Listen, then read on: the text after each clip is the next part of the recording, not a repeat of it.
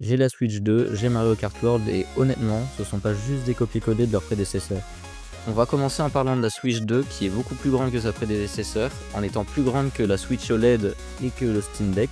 L'image est aussi bien plus grande que ses prédécesseurs ayant des bords noirs moins prononcés. L'image est aussi bien plus belle que sur la première Switch, malgré un OLED absent contrairement au modèle de la Switch OLED.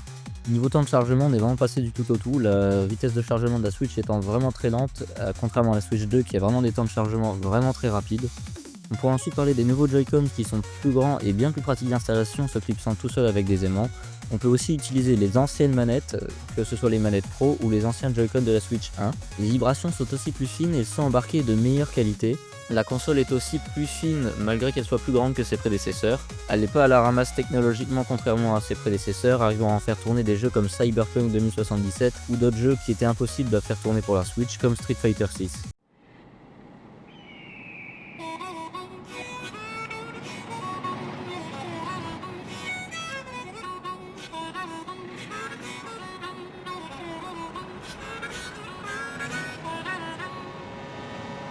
Mario Kart World!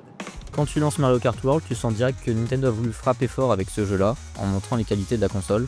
Il y a d'abord un vrai mode open world avec des coupes de plusieurs régions du monde, des circuits qui changent avec la météo et même des zones avec plusieurs embranchements. A noter que le jeu est vraiment sublime. Le jeu est aussi vraiment très riche, que ce soit par ses personnages ayant des personnages des plus connus aux plus improbables, que ce soit Mario ou la vache ou le crabe, ou des personnages qui sont aussi très expressifs, que ce soit visuellement ou dans le son, ayant des mimiques propres à chacun ou fredonnant des musiques. Tu peux customiser ton kart à la pièce et le mode en ligne est assez fluide, tout le monde peut s'affronter sans problème de lag, à condition que votre connexion aille bien. Honnêtement, ce nouveau Mario Kart est une claque, il monte les performances de la Switch 2 en ayant un Mario Kart beaucoup plus complet, très fun, rapide contrairement à ce que l'on a pu penser pendant les directs, et beaucoup plus riche que les anciens jeux Mario Kart.